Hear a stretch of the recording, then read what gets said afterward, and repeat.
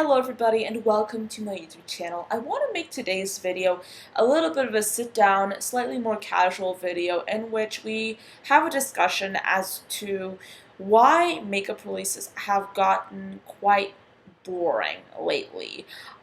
This might be a point that many of you can possibly argue. I personally feel though that makeup releases have gotten definitely stale over the past, I would say, few months and even over the past year. We have seen so many makeup products, and this is especially evident if you watch my Will I Buy It videos. By the way, just finished filming one.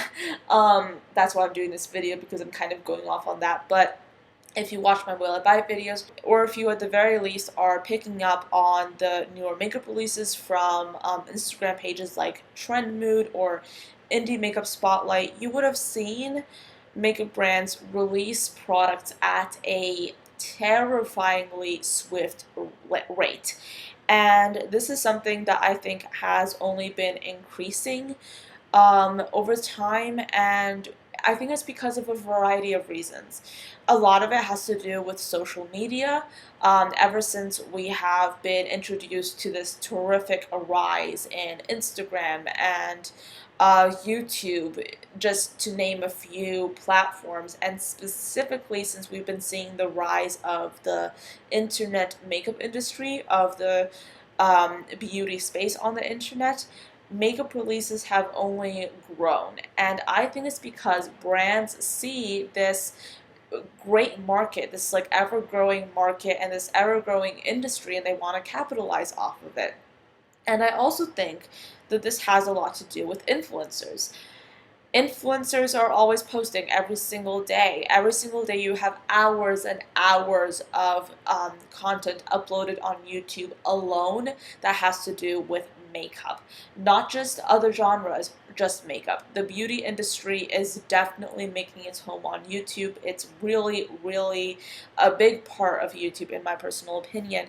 And I'm talking about YouTube specifically, but you can talk about like any other platform. You have so much product being shown on social media, and I believe that brands are seeing this, and they believe, and I would say rightly so, that in order to stay in people's minds, you have to keep your presence known. And I guess a lot of brands think that the easiest way to do this, or the most monetarily savvy way to do this, I guess, would be to just launch new makeup releases all the time. And that's what they're doing.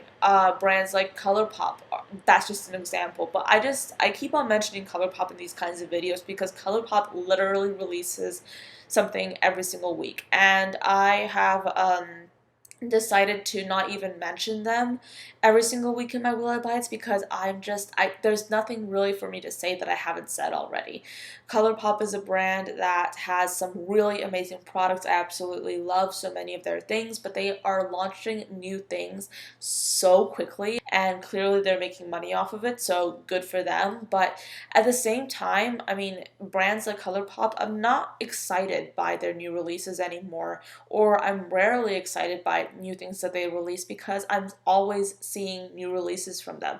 And I don't want to just spotlight ColourPop in this, because so many other brands do the exact same thing. So many other brands are releasing just new makeup products. And I say new makeup products because so much of the time this new makeup product is just a reinvention of something that may or may not have been successful that the brand has done previously. I want to mention the Urban Decay Naked Honey palette, because I just spoke about this in the video that I filmed today, and I mentioned how this Naked Honey palette literally looks like it is one of the original Naked palettes, but just repackaged and revamped. And that's literally just an example of the same concept being used in so many other different brands, not just Urban Decay. So many other brands do this exact same thing, and it's actually difficult to find brands who are not doing this, who are not simply releasing something that has been done before. I think that this is especially obvious in really, big brands that have been successful for a long time. Their popularity might be stagnating stagnant and they might want to sort of revamp themselves, and in doing so they launch a revamped or remarketed version of something that was wildly popular a few years ago, when in reality I think that just people are just not interested in it anymore. And I think that with the introduction of more and more indie brands into the beauty space, we are being, I would say, exposed to so much more creativity and a lot of different perspectives. Indie brands are smaller; they can launch product quickly.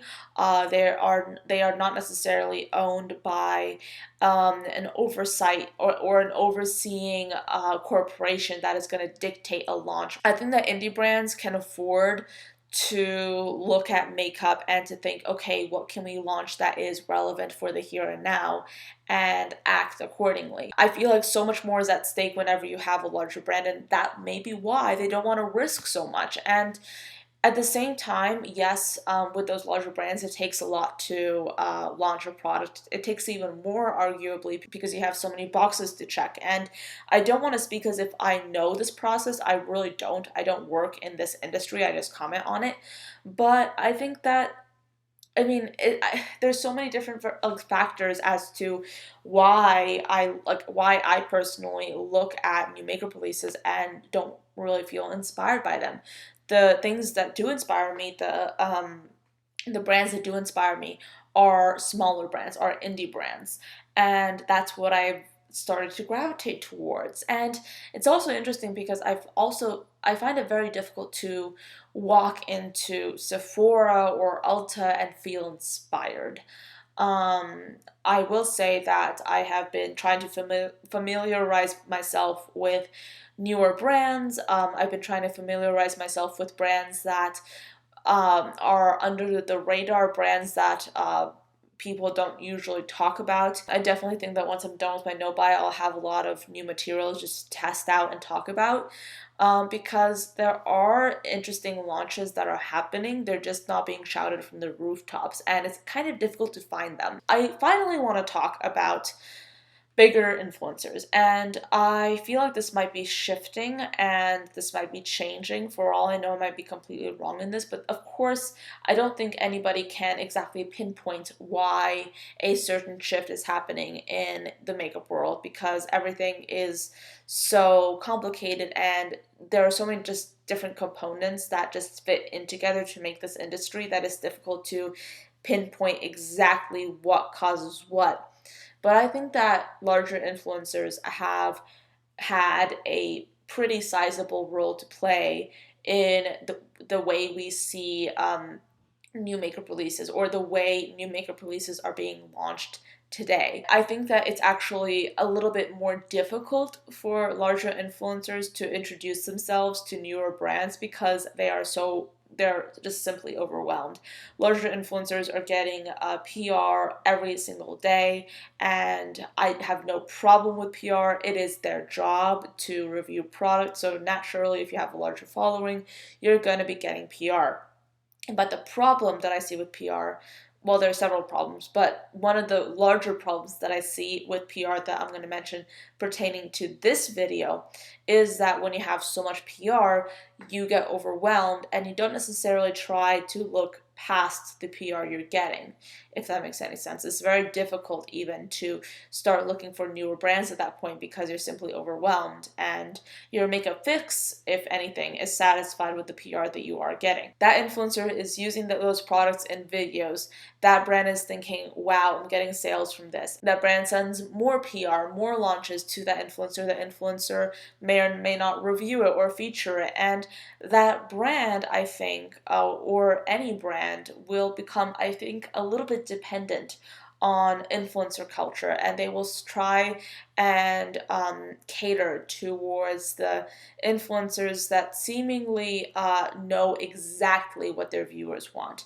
However, we have seen, especially in the past year, I think, well, that for me personally, I've seen in the past year that I think a little bit more difficult for larger influencers to predict exactly what their audience wants because everybody wants something different now. People still are interested in what's been done before, but there is an ever-growing presence on YouTube and on social media in general that is requesting or even demanding innovation, demanding experimentation, and demanding something new. However, I do not think we have a larger voice or a larger influencer at this point who has enough, I would say, sway in the industry to actually change or radically change what is being released. Because if you look at big beauty gurus, and I'm not trying to insult these people. I'm just trying to say they kind of look the same. I mean, if you look at the way they do their makeup, at least, they look the same. The way they do their hair, they're the same. The way they dress, these people look the same. And yes, people come from different backgrounds, people have different characteristics, but like when you take all that away and you look at the bare bones of their hair, makeup, clothes, they look the same. And it's like we don't necessarily have a big beauty guru that's like different. You know what I mean? And yes, everybody's different. But then like if you actually like look at everybody, I don't know. That's just my opinion. And I've said this before and I'll say it again. Smaller YouTubers are great to watch. Smaller influencers are great to follow on Instagram because you literally have people trying to establish themselves in a very crowded niche, and they're trying to establish themselves by trying to do something different. People on Instagram might be posting super unique and super avant-garde and editorial makeup looks. People on YouTube might be trying to delve into various niches of makeup that possibly haven't really been spoken much about before. And I think that if you're looking for somebody, or if you're looking for new and interesting people to follow on Instagram that are completely different from the norm, you should definitely check out my videos in which I talk about Instagram photos or Instagram looks that have been inspiring me. I do those videos every now and then, and in those videos, I do like to spotlight really, really small Instagram creators that I think are really creating inspiring looks. So check those videos out. Definitely do so. They will be on my channel, and I'll also try to put them in the cards. But yeah, Instagram. It's really difficult to get by on Instagram, and people are trying to get into that realm by literally creating amazingly creative makeup looks and just shattering what is considered normal in the makeup industry. And I think on YouTube it's a little bit more difficult to see that shift because video is a format that is arguably much more complicated than simply a photo. Not to say that either one requires more skill than the other, but video is movement. Video is something that takes a pretty long time to produce. A photo is preparation, lighting, snapshot, maybe some editing, and that's it. I've done both. I definitely think that posting videos and making them look unique and cool and interesting is a great deal harder than doing the same thing to a photo. So on YouTube, I think that this shift is a little bit more difficult to see. I think that it is definitely present. People are definitely trying to do something new and interesting. People are trying to use indie brands, and it's ever growing. So bringing that back to why are makeup brands creating boring products, or why are new makeup releases getting a little bit more boring to see? I think that yes, at this point it's a little bit boring because we have so much coming and it's coming so quickly, and the turnover rate is so swift. It's like you have one palette that everybody is raving about, and then in 3 days later there's another thing, and there are only a few brands that I think can hold the, I would say, industry's attention for any period of time with their new releases. And I think that those brands happen to be, say, Anastasia Beverly Hills. Anastasia Beverly Hills has a great way of retaining a great amount of attention with their releases. Also, I'm trying to think who else. ColourPop to some extent, and I of course think that this is changing. I do think that we are seeing more and more creative people really trying to look in within themselves to create new product and to create new formulas and to reinvent things, but do it in a completely different way. And I'm curious to see how it will be. Like, I'm curious to see that. I'm very curious to see the industry in, say, a year or so, and see the makeup that is being released at that point.